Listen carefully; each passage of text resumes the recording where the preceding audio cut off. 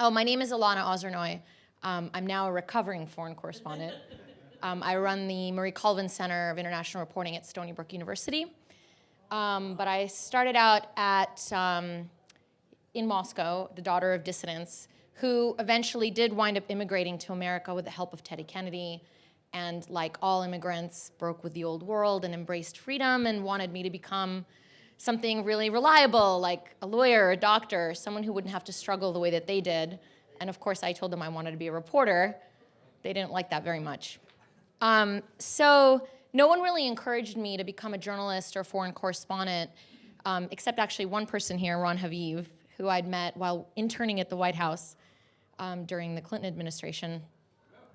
And that was actually my only experience with journalism. I just really wanted to be a foreign correspondent, and I sort of thought it was like being an astronaut, like you just get sent out into the moon and then you just do it, yeah.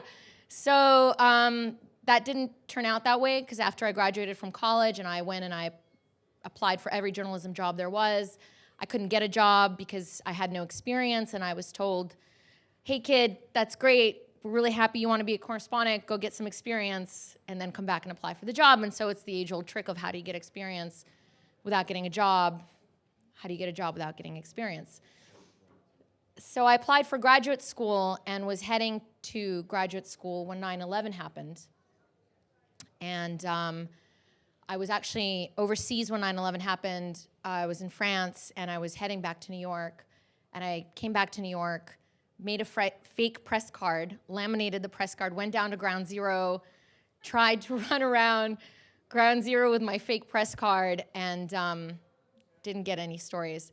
So I turned around and I went back overseas, and I went to Tajikistan and hung around the Afghan embassy until I got a visa into Afghanistan. And then I joined the pack of journalists going in. There were about 30-some journalists who were going in over the northeastern border. And I pushed through to the front lines, got into an old Soviet Jeep.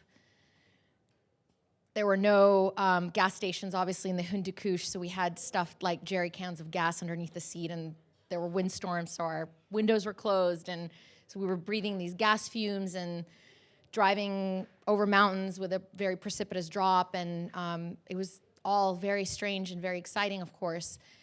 And then when I got to Jabal Sarraj, which was the furthest that you could go south without hitting the Taliban, I cold called. I had my cousin in New York email me. By now, foreign correspondents had satellite phones and internet, so I had her look up the name of every foreign editor of every American organization, news organization that she could track down, and email me the names of the foreign editors.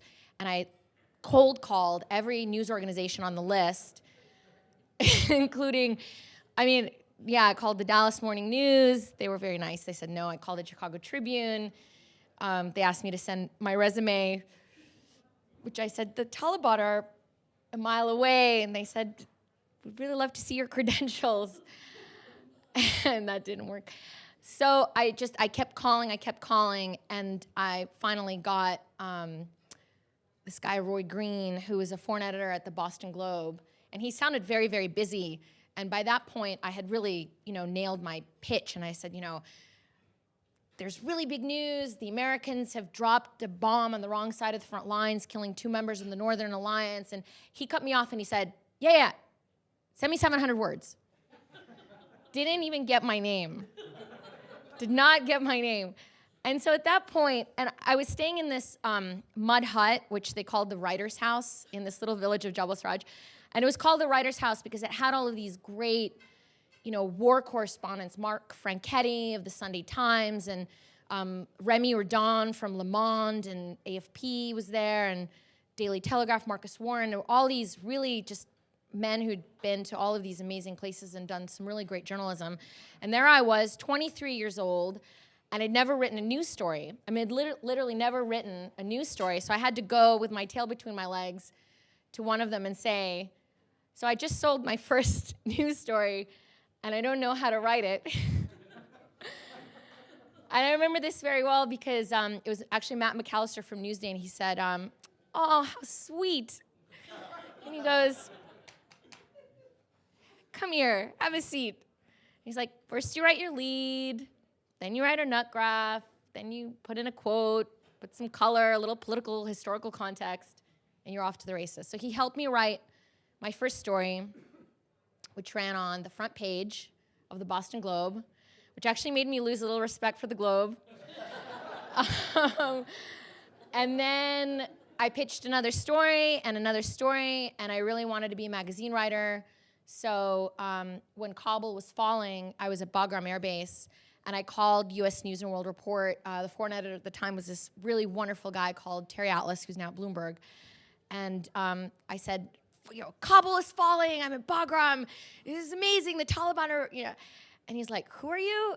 And I said, I'm the Boston Globe correspondent.